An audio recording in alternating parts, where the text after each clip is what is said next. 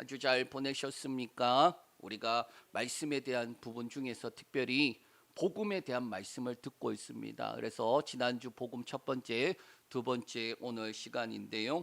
지난주에는 계명과 약속이라는 제목으로 예수님께서 이 땅에 오시는 그 시작점이 되는 말씀을 나누었습니다. 선과 악을 알게 하는 나무의 열매를 먹지 말라. 그 계명을 주셨어요. 그런데 그 계명을 아담과 하와가 어떻게 합니까? 어겨요. 선악을 알게 하는 나무 열매를 먹어요. 여자가 그것을 먹으면은 먹으면 하나님처럼 된다 그 말. 야, 죽지 않아. 하나님처럼 되니까 먹지 말라 한 거야. 그러고 난 다음에 그 선악을 알게 하는 나무 열매 보니까 어떻게 합니까? 먹음직도 하고, 지혜롭게도 하고, 그렇게 상관없이 보았던 것이 먹고 싶은 거예요. 그리고 그것을 자기가 먹고 남편인 아담에게도 주어 같이 먹었습니다. 그것을 먹고 난 다음에 그들이 뭘 깨닫습니까? 스스로 벗었다라는 것을 깨달아요. 자신들의 부끄러움을 깨달아요. 아담과 하와 그들이 무화과 나무 잎을 엮어서 가리려고 하지만 가려집니까? 안 가려져요. 그리고 하나님이 두려워서 그들이 숨어버립니다. 그때 하나님이 찾아오시죠. 아담아, 네가 어디 있느냐? 예, 하나님, 내가 벗었으므로 두려워서 숨었나이다. 하나님은 하나님으로부터 떠나게 만든 그 뱀, 그를 저주하고 그리고 아담과 하와에게 약속을 주세요. 계명이 있고 약속이 있는 거예요. 계명에 대해서 부분은 우리가 지켜야 되는, 지키면 복을 받고 지키지 않으면 저주받는 게 구약의 내내 나와요. 그런데 그것과 상관이 없이 하나님이 약속을 하세요. 사람들이 아담을 보니까 지키지 못하잖아요. 그래서 영원히 죽게 되었잖아요. 그들에게 하나님이 약속을 하시는데 그 약속이 뭡니까? 창세기 3장 15절 말씀 우리 같이 읽겠습니다. 여호와 죄송합니다. 제가 읽을게요. 가끔 그럴 때가 있어요. 가끔 그럴 때가 있어요. 제가 보니까 제가 읽어야 될 것 같아요.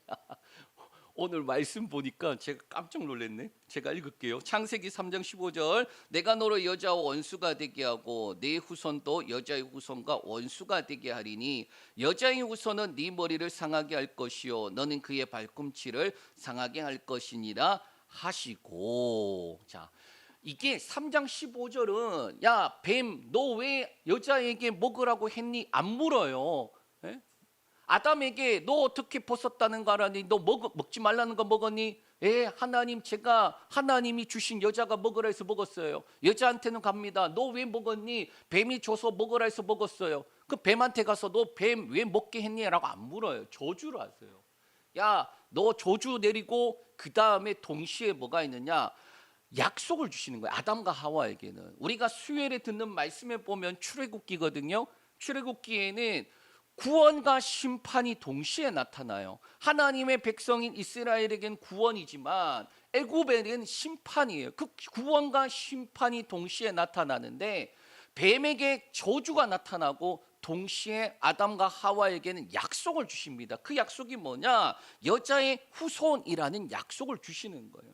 그래서 아담과 하와 그들에게 하나님이 그 약속을 기억하게 하는 방법으로 여자에게는 임신과 출산하는 고통, 산자의 어머니예요. 하와라는 이름이 죽은 자 가운데서 산자를 만들어내는 거예요.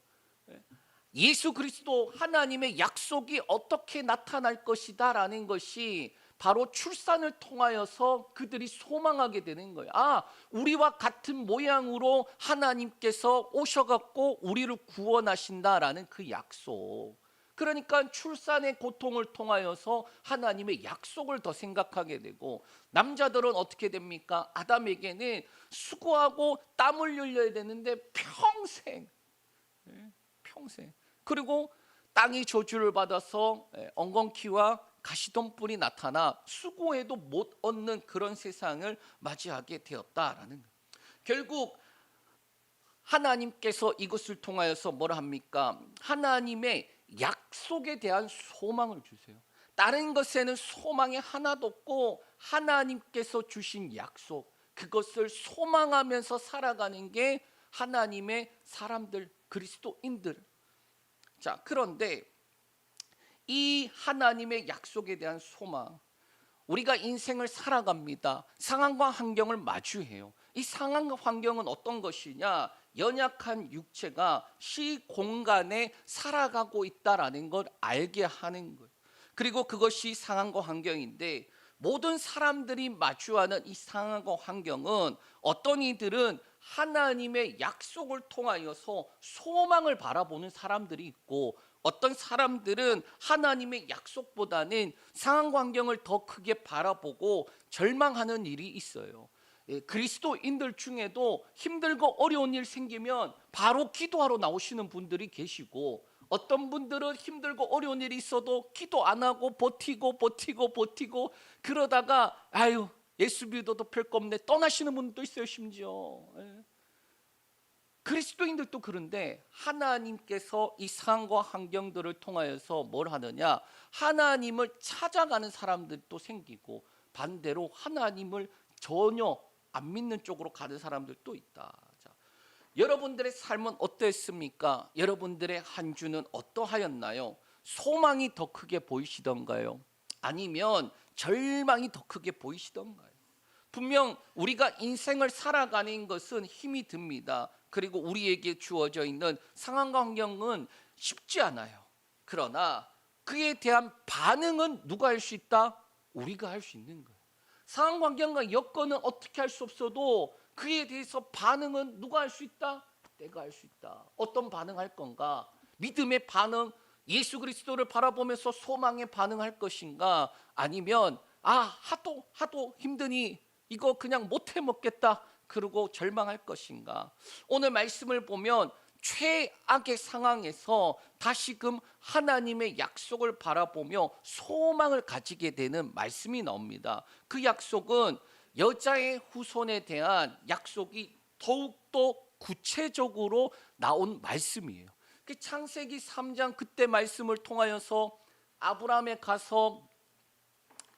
통하여서 내년 이맘때 임마누엘에 대한 약속, 그 다음에 아브라함이 이삭을 하나님 앞에 드릴 때에 그것을 통하여서 하나님께서 구원 이 산에서 예비하신다, 구원을 예비하시는 거예요. 하나님의 산에서 준비된다. 여호와 이레가 뭔가 우리를 위해서 준비하신다가 아니라 예수 그리스도 그 산에 와서 대신 죽을 자가 예비되는 거예요. 그렇게 쭉 이어서 나오다가 마침내 이사야서에 가서 구체적으로 나옵니다. 이 말씀을 통하여서 하나님의 약속에 대한 소망이 넘치기를 축복합니다. 예수 그리스도, 우리 안에 있는 그 소망이 다시 오실 예수 그리스도를 갈망하는 그런 시간 되시길 축복합니다. 우리 시간 먼저 6장 1절에서 3절 말씀 먼저 살펴보겠습니다. 자, 제대로 들어갔나 한번 보겠습니다. 자, 제대로 들어갔네요. 자, 읽겠습니다.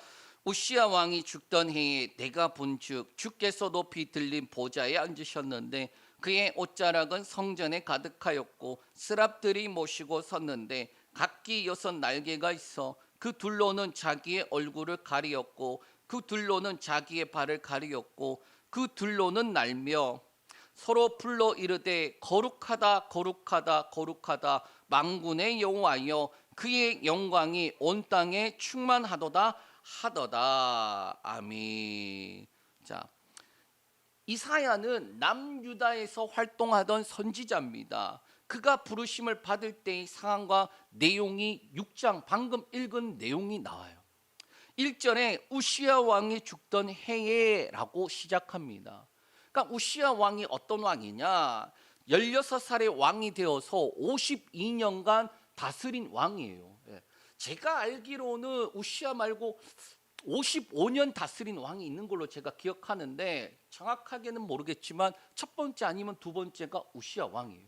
그런데 이 우시야 왕 때는 외부적으로도 부강하고 내부적으로도 엄청난 경제 발전이 있었던 그 시기입니다. 솔로몬 이후에 오랜만에 번영과 안정이 있었던 시기예요. 자, 그런데 나라가 강성해지자 이 우시야가 마음이 교만해졌다라고 말씀하고 있습니다. 그가 왕으로서 이미 많은 권세, 많은 부강함을 누리고 평안의 시대를 누리고 있는데 그 자신에게 허락되지 않는 그 일을 그가 손대기 시작해요. 그게 뭐냐? 성전에 들어가서 직접 분향을 하려고 했던 거예요. 제사장이 이 우시아를 막아설 때에 이 우시아가 제사장을 향하여서 화를 냅니다. 그때 머리에 뭐가 생기느냐? 나병이 생겨요. 그리고 평생 별궁에 지내면서 죽기까지 그렇게 살았다라는 거예요. 모든 것을 가졌는데 허락하지 않은 것, 그것을 가지려고 했던 것, 우리가 어디서 많이 본 내용 아닙니까? 바로 아담과 하와가 다 가졌어요. 동산에 있는 거 모든 건 네 마음대로 먹어. 그런데 동산 가운데 있는 선악을 알게 하는 나무 열매는 먹지 마. 왜? 먹으면 죽으니까. 다 허락되어 있는데 허락되지 않는 그 한 가지가 뭐가 됩니까? 결핍이 되고 그것을 자기 스스로 채우려고 하니까 죄가 되었던 거예요. 하나님으로부터 채움을 받아야 되는데 우시아도 마찬가지예요. 우시아도 자기가 모든 것들을 다 가졌는데 제사장의 영역은 자신의 영역이 아니에요. 자기가 분향해서는 절대로 안 됩니다. 그런데 왜 자기가 분향을 하려고 했을까? 예, 모든 것들이 내 아래에 있다라고 생각하고 그의 마음이 교만했던 거예요. 그런데 문제는 우시아의 죽음은 한 명의 죽음으로 끝나는 것이 아니에요. 그의 시대에 누리던 안녕과 번영도 함께 흔들리기 시작하고 이후 유다는 아수르의 위험을 받게 되고 북이스라엘은 멸망을 향하여서 가게 됩니다. 아무리 그렇게 세운들 하나님 앞에서 범죄하니까 와르르 무너지기 시작하는 거예요. 자, 그런데 이러한 때에 하나님이 누구를 부르셨느냐? 이사야를 불렀다. 아까 우리가 읽었던 6장 1절에 우시아 왕이 죽던 해에 라는 거예요. 하나님께서 심판을 향하여서 나아가는 그들에게 무슨 소망을 주느냐? 아담과 하와에게 여자의 후손이라는 약속을 주시는 것처럼 이제 남유다도 심판을 향하여서 나아가는데 거기에 무슨 약속을 주시느냐? 임마누엘이라는 다시 이스라엘 백성들뿐만 아니라 우리를 구원할 메시아가 온다라는 그 소망을 주십니다. 우리 7장 14절에서 17절 말씀 우리 같이 읽겠습니다. 그러므로 주께서 친히 징조를 너희에게 주실 것이라. 보라, 처녀가 잉태하여 아들을 낳을 것이요 그의 이름을 임마누엘이라 하리라. 그가 악을 버리며 선을 택할 줄 알게 되면 엉긴 젖과 꿀을 먹을 것이라. 대저 이 아이가 악을 버리며 선을 택할 줄 알기 전에 네가 미워하는 두 왕의 땅이 황폐하게 되리라. 여호와께서 에브라임이 유다를 떠날 때부터 당하여 보지 못한 날을 너와 내 백성과 내 아버지 집에 임하게 하시리니 곧 아수르 왕이 오는 날이니라. 아멘. 우리가 임마누엘이라는 그 말을 알잖아요. 그 말씀이 이 기록되어 있는 내용이에요. 그러니까 여자의 후손이 어떤 후손으로 됩니까? 처녀가 잉태하여 아들이 낳을 것인데 그 이름이 뭐다? 임마누엘이다. 저는 이 임마누엘이라고 하면은 예전 어릴 적 제가 뭐 초등학교 저학년 때 같은데 교회에 가잖아요. 그래도 가면은 이 임마누엘을 들을 때 친구들하고 자꾸 장난을 쳤어요. 뭐라고 장난쳤냐? 임마 누엘. 그 선생님 앞에서 계속 그랬어요. 임마. 선생님이 보거든요. 누엘. 그런 기억이 있어요. 예? 자, 그런데 이 임마누엘이라는 그 의미를 나중에 알고 난 다음에는 그렇게 할 수가 없는 거예요. 하나님의 약속이잖아요. 구원의 약속의 이름이잖아요. 자, 이 임마누엘이라는 약속, 이 우시아의 손자 아하스 왕 때에 북이스라엘이 멸망합니다. BC 722년이에요. 자, 북이스라엘이 멸망하는 것을 본 아하스 왕은 두려움 가운데 있을 때에 하나님께서 주신 약속이에요. 그리고 이어서 나오는 말씀이 오늘 본문입니다. 7장의 배경이나 그리고 9장의 배경이나 크게 다르지 않아요. 최악의 상황과 환경, 그러니까 심판이 코앞에 있는, 북이스라엘 멸망하는 것 보고 그리고 남유다도 위협을 당하고 있는 그 때에 이러다 망하겠구나라고 하는 때에 선지자 이사야를 통하여서 주신 약속, 그것입니다. 우리 한번 같이 보겠습니다. 9장 1절 말씀 우리 읽겠습니다. 전에 고통받던 자들에게는 흑암이 없으리로다. 옛적에는 여호와께서 스불론 땅과 납달리 땅이 멸시를 당하게 하셨더니 후에는 해변 길과 요단 저쪽 이방의 갈릴리를 영화롭게 하셨느니라. 아멘. 자, 이 스불론과 납달리 땅은 요수아 시대 때부터 좋지 못한 땅으로 그렇게 유명했어요. 그 별명이 뭐냐? 흑암의 지역이라고 불려요. 그리고 이 지역이 나사렛과 바로 가버나움입니다. 그러니까 예수님께서 자라시고 그리고 주 활동하시던 곳이에요. 이 스불론과 납달리 그 지파들은 이 그쪽에 있는 원주민들을 몰아내야 되는데 못 몰아내고 같이 살게 된 거예요. 그러니까 그들의 삶도 별로 그렇게 원만하지 못한 거예요. 갈등이 끊임없이 있고 척박한 땅이며 중앙에서 멀리 떨어진 외곽지대예요. 그리고 그것은 어떠한 곳이냐? 위쪽에 있는 세력들이 계속 침략하고 가장 먼저 망하게 되는 지역이 바로 그 땅이더라. 그래서 이 솔로몬 왕 때에 두로 왕 히람에게 백향목과 뭐 여러 가지 다 받거든요. 성전 지으려고. 그리고 난 다음에 이 솔로몬이 그쪽 지역의 땅을 일부를 줍니다. 그런데 히람이 별로 안 좋아해요. 예? 별로 마음에 들지 않았다. 땅 자체도 좋지 못하고 가나안 사람들과 섞여서 살아가야 되니까 갈등이 있는 땅. 그리고 북이스라엘이 멸망하기 전에는 아수르의 그 디글랏벨셋이 와서 모든 성읍을 불태우고 멸망할 때에는 아수르 왕 살만에셀이 와서 이스라엘의 사람들을 포로로 끌고 갔던 그 지역이에요. 그리고 이방인들이 많이 다시 오게 되는 지역. 그러니까 별로 좋지 못한 땅이죠. 갈등과 전쟁이 있는 지역. 자, 그런데 1절은 이러한 내용을 담고 있습니다. 하나님께서 그 스불론과 그 납달리 있는 그 땅에 있는 지역이 정말 흑암 같은 지역인데 그곳에 뭐가 있다는 겁니까? 빛이 임했다. 우리 한번 같이 보겠습니다. 2절에서 5절 말씀 읽겠습니다.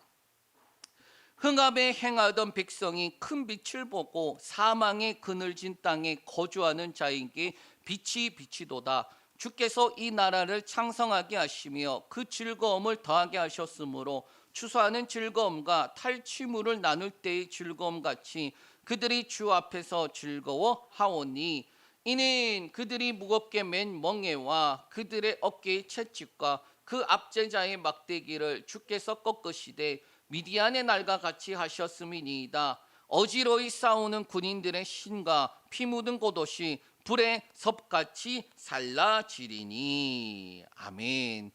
이 먼저 흑암에서 뭘 보게 됩니까? 큰 빛을 보게 된다. 마치 절망의 땅이 뭘로 바뀐다? 소망의 땅으로 바뀐다라는 거예요. 또 척박한 땅이 갈등의 땅이 3절과 같이 창성하고 즐거움의 땅으로 바뀐다. 그리고 4절 5절에 스불론과 납달리 땅에 어둠으로 만들던 근본적인 원인인 압제자를 꺾고 심판하신다라고 그렇게 말씀하고 있어요. 그러니까 내용을 정리해 보면 상황과 환경과 그리고 여건은 절망이에요. 어둠이에요. 그리고 압제에 매여 있는 그러한 내용입니다. 그리고 그것이 현실이 되듯이 북이스라엘이 멸망하기도 전에 전조처럼 모든 것이 파괴돼 버려요. 어떻게 보면 최악 중에 최악의 땅, 그리고 절망의 땅입니다. 그리고 이것이 현재의 상황과 현실이었다라는 거예요. 그러면 어떻게 이 땅이, 이 절망의 땅이 소망의 땅으로, 척박한 땅이 창성의 땅과 즐거움의 땅으로 바뀔 수 있느냐? 6절 말씀 한번 볼게요. 맞아요. 한번 6절 같이 읽겠습니다. 이는 한 아기가 우리에게 낳고 한 아들을 우리에게 주신 바 되었는데 그의 어깨에는 정사를 메었고 그의 이름은 기묘자라 모사라 전능하신 하나님이라 영존하신 아버지라 평강의 왕이라 할 것이니라. 아멘. 자, 최악의 그 흑암의 땅 압제자가 가지고 그렇게 압제하는 땅이 어떻게 바뀌게 되느냐? 한 아기가 난다라는 거예요. 이 원어에 보면 6절의 시작을 자, 그렇게 흑암의 땅이었는데 어떻게 빛이 임한 줄 아니? 그렇게 하면서 그 이유를 설명하면서 6절이 시작되는 거예요. 그러면 구원의 회복이 새로 태어날 아기로 말미암아 성취된다라고 말씀하고 있는데 이 아이가 누구냐? 그러면 이 아이가 한 아기가 난다는데 이 아이가 누구냐? 7장 14절에 우리가 읽었던 임마누엘을 가리키고 있어요. 네. 그리고 9장 6절에 그의 이름을 구체적으로 밝힘으로 메시아가 장차 어떠한 삶과 사역을 감당하게 될지 알려주는 거예요. 이 메시아의 이름은 뭐라고 말합니까? 응? 그치. 자, 임마누엘인데 한 아기고 그리고 난 다음에 이러한 이름들 속에서 뭘 말하느냐? 기묘자라 모사라 전능하신 하나님이라 영존하신 아버지라 그렇게 말씀하는 그 이름들로 나타나는 거예요.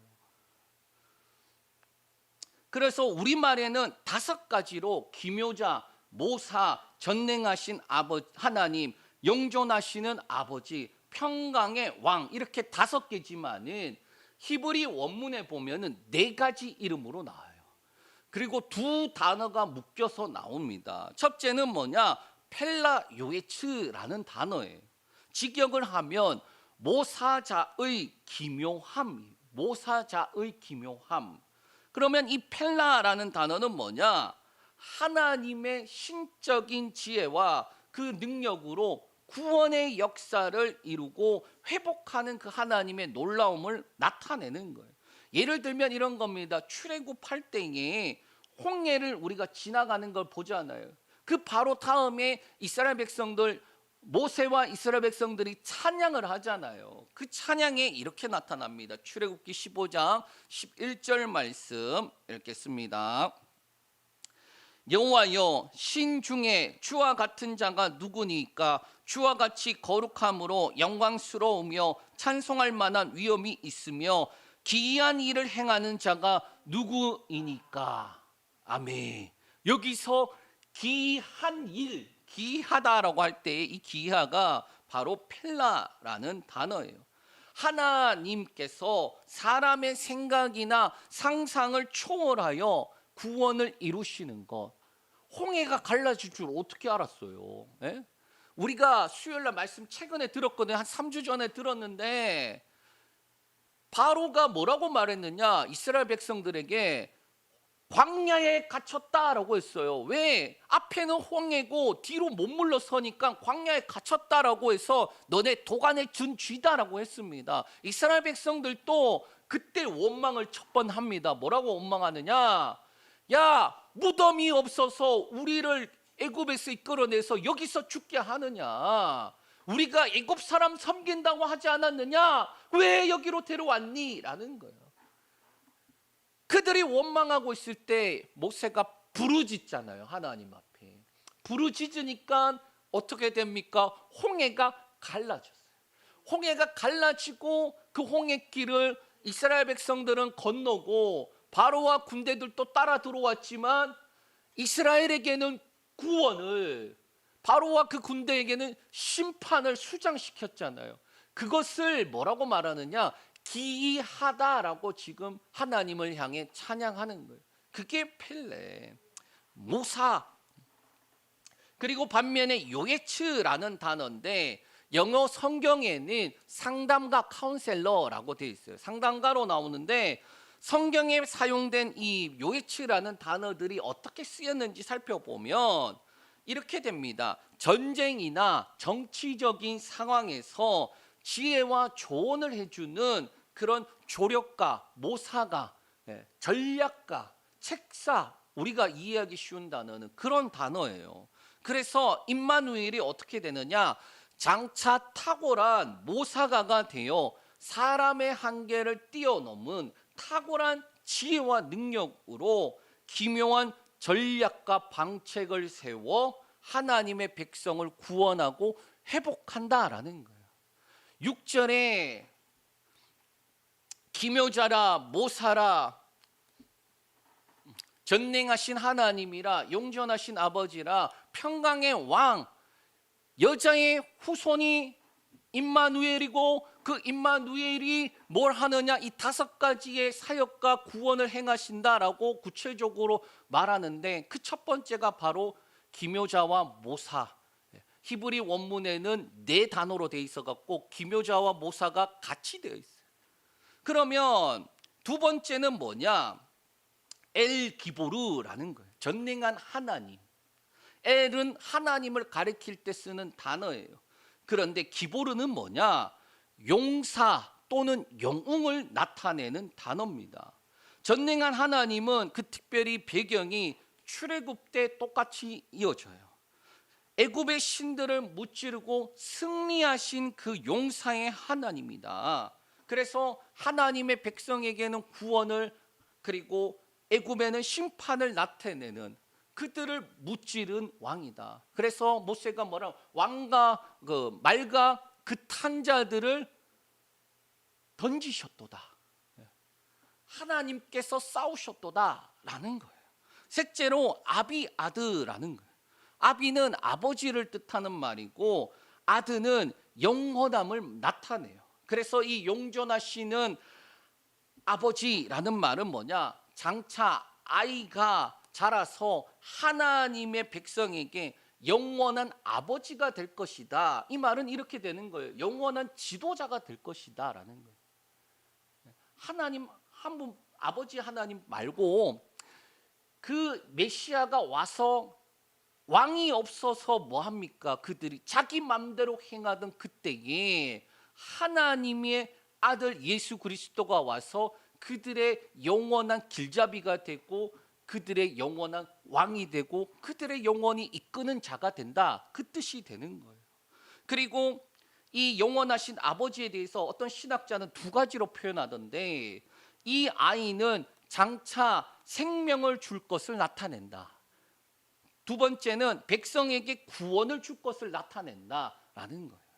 마지막으로 넷째는 샤르 살롬이에요. 샤르라는 말은 뭐냐? 왕 또는 왕자를 가리킵니다. 그리고 샬롬은 우리가 흔히 잘 알고 있는 대로 평강을 의미하는 거예요. 그래서 평강의 왕이라고 할 때에 아이가 자라서 주의 백성에게 진정한 평강을 줄 것임을 나타내는 거예요. 이 4가지, 우리말 번역에는 5가지, 이 이름을 가진 자가 누굽니까? 바로 여자의 후손으로 오시는 분 예수님이에요. 그분이 한 아기가 우리에게서 낳고 한 아들을 우리에게 주신 바 되었는데 그분이 누구나 임마누엘이며 그분의 이름은 기묘자라 모사라 전능하신 하나님이라 용전하시는 아버지라 그리고 평강의 왕이다. 그렇게 말씀하고 있어요. 그렇다면 우리가 생각해야 될 것이 하나 있습니다. 이 지금 이사야서 9장에 쓰여진 그 시점에서 700년이나 뒤에 누가 오시느냐? 예수님이 오세요. 그 과정 가운데 북이스라엘은 흔적도 없이 멸망해 버렸고 남유다도 결국엔 멸망해요. 포로의 시대를 보내고 재건하는 시기도 보냅니다. 그러다가 말라기 선지자 이후에 400년이나 하나님이 말씀이 없는 암흑기가 다가와요. 하나님의 약속은 당장 이루어지지 않고 있고 상황과 환경과 여건을 통과하게 만드는 거예요.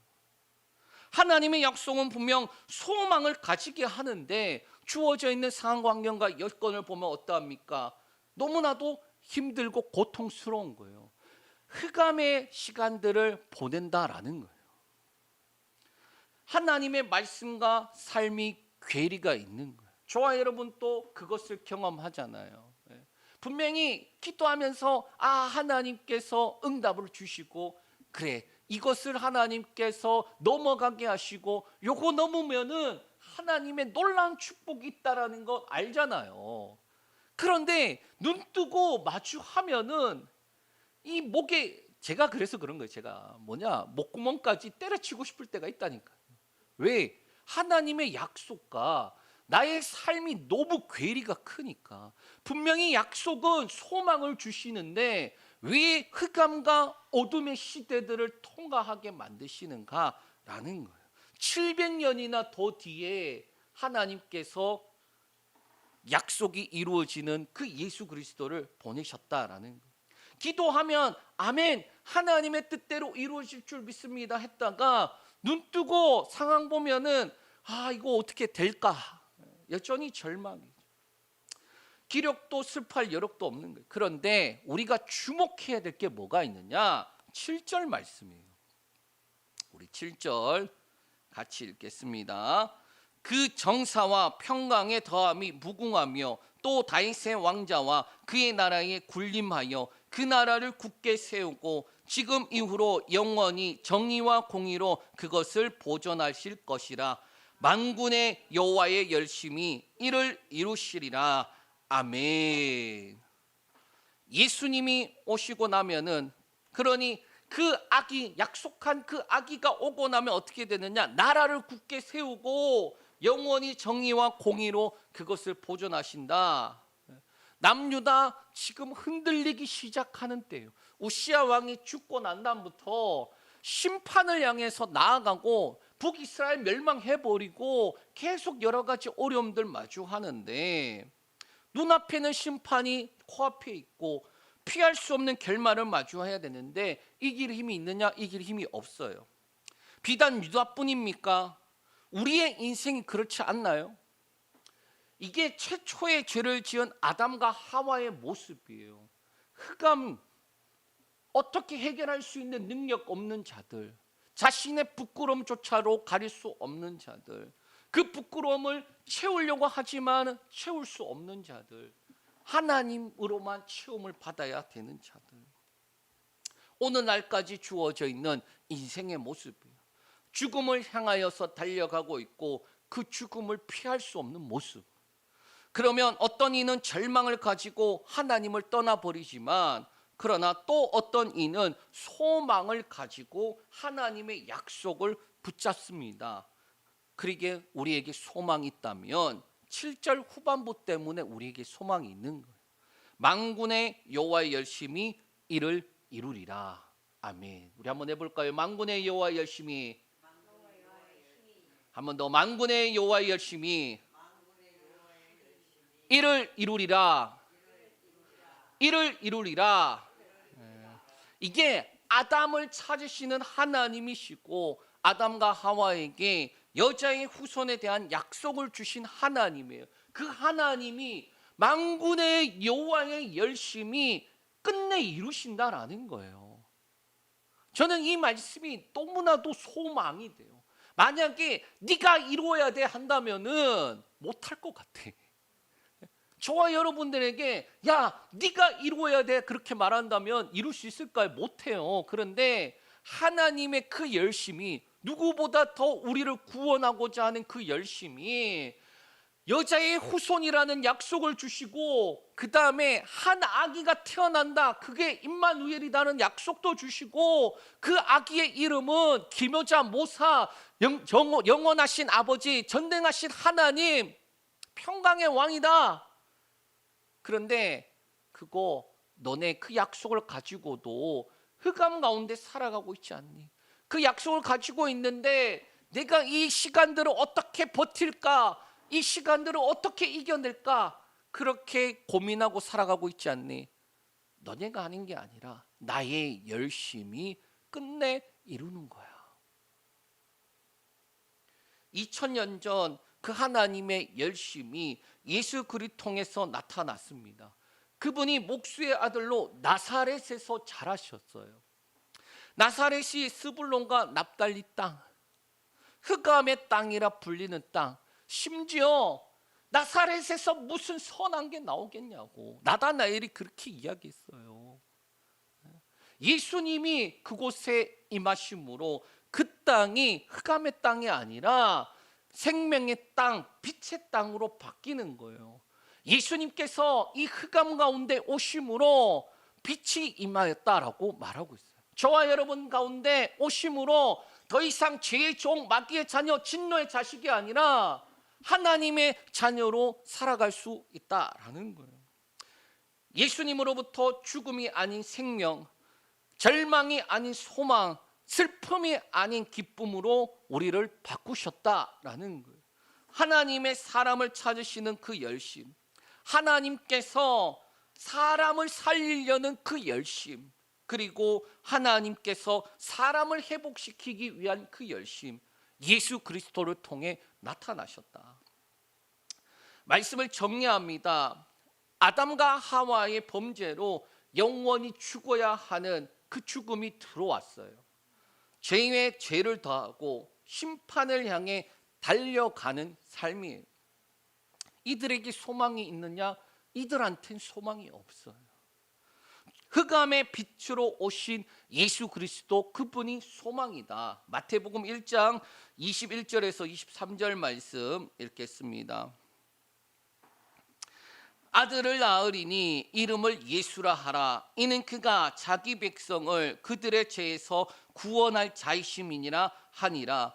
이 모든 일이 된 것은 주께서 선지자로 하신 말씀을 이루려 하심이니 이르시되 보라, 처녀가 잉태하여 아들을 낳을 것이요 그의 이름은 임마누엘이라 하리라 하셨으니 이를 번역한즉 하나님이 우리와 함께 계시다 함이라. 아멘. 예수라는 그 이름, 그 이름이 구원자라는 이름이죠. 자기 백성을 그들의 죄에서 구원할 자, 말씀대로 이루려고 하나님께서 행하신 그 일들을 이사야를 통하여서 마침내 700년이나 후에 보라, 처녀가 잉태하여 아들을 낳으리니 그 이름을 임마누엘이라 하리라. 하나님께서 우리와 함께 계시다라는 거예요. 세상에는 두 사람이 있습니다. 하나님의 약속을 바라보며 소망을 품는 사람들이에요. 그리스도인들에게 이 소망이 있어야 합니다. 주님 다시 오신다라고 약속하셨는데 재림의 소망이 있어야 돼요. 다시 오신다고 그 약속하신 것을 굳게 붙잡고 살아가야 돼요. 이 세상 한번 바라보십시오. 흑암의 세상이에요. 흑암. 죄의 죄를 더하는 세상이에요. 유럽에서 어떤 일이 일어난 줄 아십니까? 40도가 넘는 뜨거운 그 날들 때문에 불도 나고 난리예요.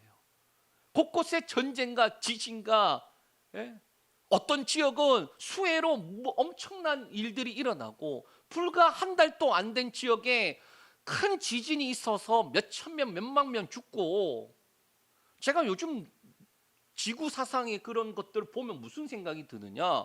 그 예수님이 마지막 때에 일어날 일에 대해서 말씀하신 그거, 그 멀리 있는 게 아니라 지금 코앞에 있어요. 그런데 어떤 사람들은 소망을 보는 게 아니라 절망을 바라봐요. 세상이 살기 힘들다. 힘들죠. 그런데 다시 오실 예수 그리스도, 그 소망을 가지고 살아가는 그리스도인들에게는 주님, 이 흑암과 어둠의 시대를 우리가 살아가고 있는데, 그러나 이 흑암과 어둠의 시대를 지나고 나면 주님 다시 오신다라고 하신 그날이 올 텐데, 그때를 마주할 때에 부끄럼 없이 서게 하여 주시옵소서. 임마누엘과 그리고 기묘자 모사, 영원하신 아버지, 전능한 하나님, 평강의 왕, 그 이름을 가지고 오시는 그분, 그리고 우리에게 흑암에서 빛으로 하나님의 자녀로 만드신 그분이 다시 오셔서 영원히 주와 함께 거할 그 잔치에 참여하게 하여 주시옵소서. 예수님 속히 다시 오십니다. 그리스도인들 상황 환경과 여건을 통과해 나가야 돼요.